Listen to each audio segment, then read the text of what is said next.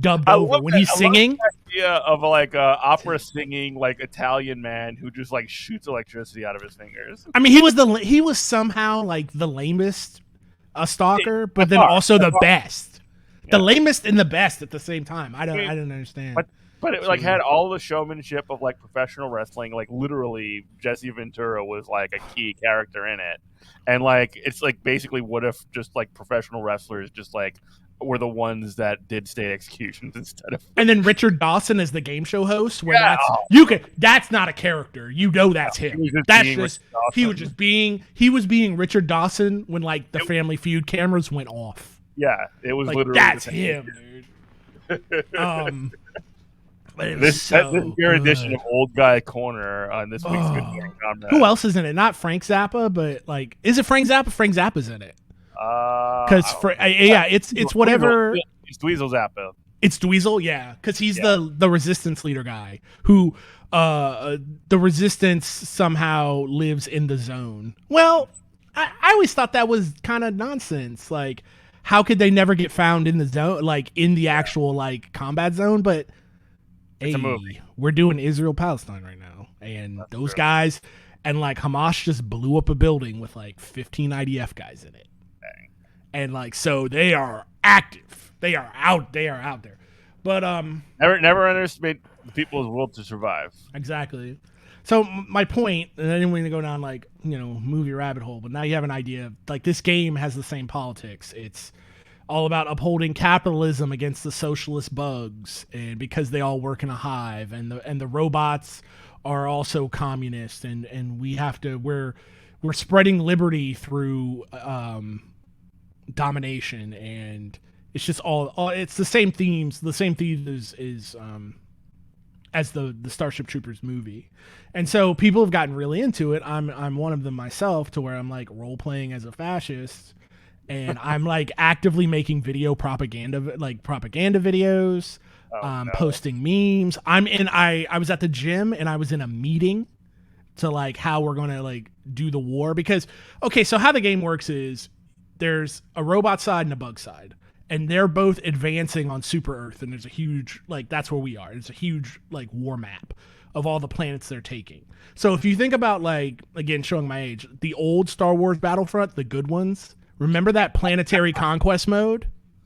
I never played those games. So okay, I'm trying to think of a game that would be an analog, but I'll just explain it. So the robots are constantly pushing. The bugs are constantly pushing from the other side of the solar system, and we are constantly pushing them back. So there's a push-pull of us liberating planets and spreading democracy, democracy. You're welcome. Yeah, exactly.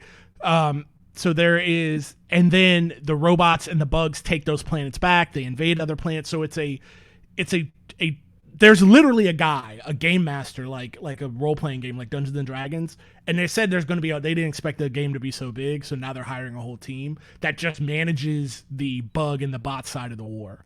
So they're like, oh, we're going to deploy here, we're going to deploy there, we're going to pull out of here. I see that the players are attacking here, we're going to defend that. And so it's a whole like live universe that's going on.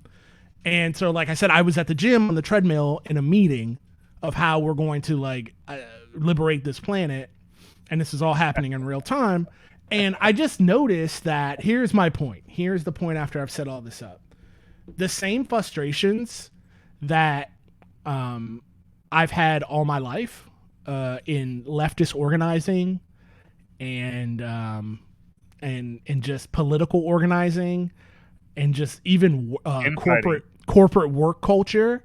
It's the tyranny of and we've experienced this in like the Democratic Socialist meetings that we've been in. It's I ended up like sending one of the mods a paper written by this famous feminist. I can't think of her name right now. It's the tyranny of leaderlessness. Yeah. And so what I'm trying to say is, if you structurelessness, that's it. So a structure will form no matter what. So you've got all these people in the game they have authority. They are moderators. They can delete posts. they're holding meetings, they can mute people, they can kick people out of the server, but they're trying to act like they don't have any power. They're trying to act like, yeah, we don't tell people what to do. Like, so if you go in there in the meeting and you say, hey, everybody, we need to attack Planet X, blah, blah, blah. Everybody needs to go there because that's the strategy and that's the thing we need to do. And the moderators, the council, will say, hey, we don't tell, this is just a game. We don't tell people what to do. We only suggest, and I'm like, but by you not telling, and this person wasn't me, by the way, but it's just what I noticed. By not telling people what to do, by making that the rule, you've now told people what to do. So now you've set up boundaries. You set up your own little fiefdom, and you're pretending that you're not an authority figure, and you're making authoritative decisions that nobody knows the rules of, that you're making up on the spot. And now it just makes everybody mad, instead of just having a structured rules, list of rules that everybody, agrees on. We can agree on the rules through direct democracy, but we shouldn't be able to agree on how, when they're going to be implemented. They're either implemented for all or implemented for none. And so my point is, with all this, I'm like, I'm doing this for entertainment, and it's like making my blood pressure go up, because I'm like, this is like every leftist and work Zoom call I've ever been on, and where everybody's just wasting time. This could have been an email, and people like either don't have anything productive to say. They're lonely and they want to hear themselves talk, or they don't know when to shut up, and the leadership doesn't want to just lay down the law. And then it finally gets to a point where they do lay down the law, and everybody's like, well, where did this come from? And my point is, I don't know how you do. I don't know how you do your job. I don't know how you put up with it, because I am not built for that. I am not. I am too hot-headed. I've always kind of considered myself an authoritarian leftist too. And I don't know if that's nature or nurture. I was really at work trying to think about it today. Like, how did I get to this point where like I don't want to say feckless, but the inefficiency of a group in a video game has got my blood pressure up, got my heart beating fast. And I don't know, it's because maybe I was brought up in a liberal household, but then like I was shown a lot of, like my favorite memories of my dad are sitting around watching Aliens, or watching, what's the one, Zulu, watching, Sand Pebbles, all these like glorious war movies and stuff like that, A Bridge Too Far. And so it's like, maybe like my upbringing, like that is how I got to my politics. But then my like organizational skills are like military, because I did join the Marine Corps out of high school, but that wasn't like a lifelong dream of mine. It was just something I was like, you know what, I want to see if I can soldier, and this is the place to do it. And I did it. And the one thing, even though it sucked, I wouldn't tell anybody to go do that. The one thing I like about it is, like, for the most part, for 99% of the time, you always knew where you stood. Like, you always knew, like, if they were like, hey, you idiot, you are doing a bad job, and they would use a lot more colorful language than that. Like, I know exactly what it is.